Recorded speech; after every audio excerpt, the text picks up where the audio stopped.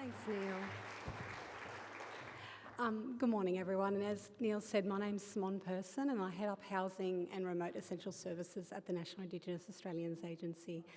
I'd like to begin by acknowledging the Larrakia people. And Mary, if you're still here, I just wanted to thank you for your warm and very personal welcome to country earlier this morning.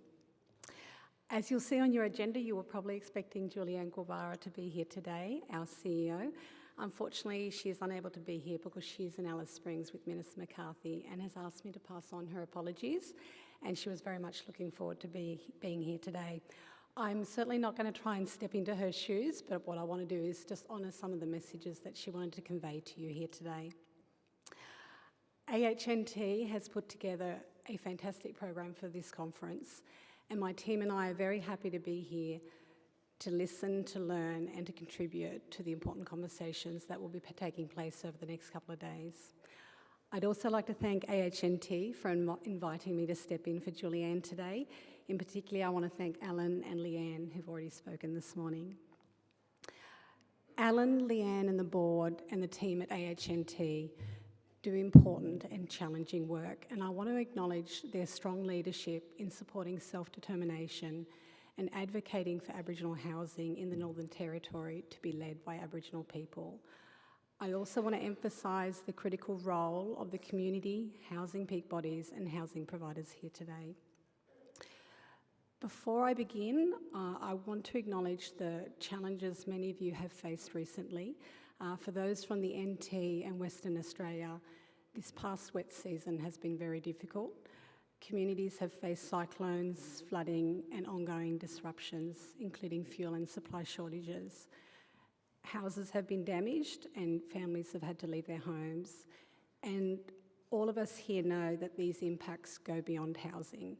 They affect access to food, schooling and daily life, and recovery is going to take time.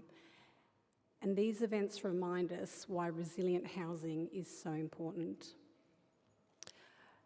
Housing is a high priority for Minister McCarthy.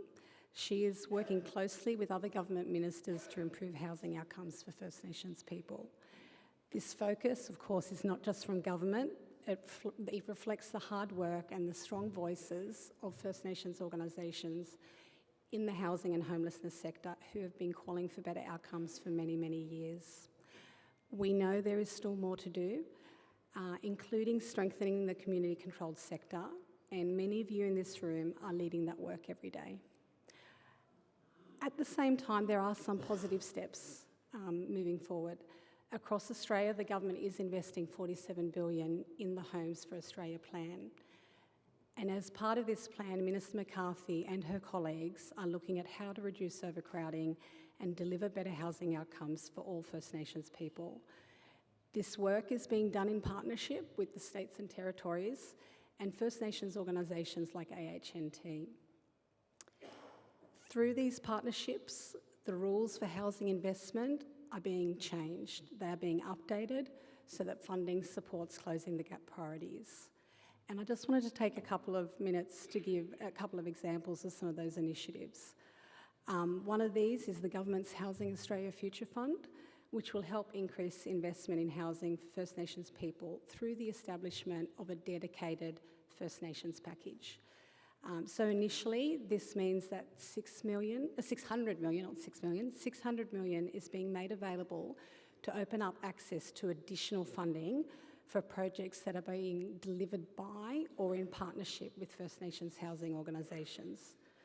There is also a new 10% First Nations tenancy target to make sure that Aboriginal and Torres Strait Islander people benefit from new social housing that is being funded through the broader program across the country. You might all, or some of you might be familiar with the $200 million that's being used for repairs and maintenance across Western Australia, Queensland, South Australia and the Northern Territory and remote communities. Here in the Northern Territory, and as Alan spoke about this morning, we know overcrowding is still a serious issue and many families are living in difficult conditions. And I don't need to tell you that there are challenges, as many of you are dealing with these on a daily basis. But this is why AHNT, the NT land councils, as well as the Australian and NT governments, have come together to deliver the NT Remote Housing Package, which is working in partnership and sharing decision-making. This means decisions about where houses are built, how they are built, and how they are maintained will be guided by what communities want. And this NT Remote Housing Package, it's a new way of working. It was the first agreement to put Aboriginal voices at the centre of housing delivery. In fact, it was the first agreement of its kind across the country to put Aboriginal voices at the centre of it.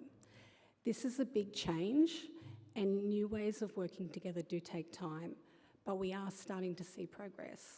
New homes are being built, and work is underway to repair and upgrade existing homes across many communities.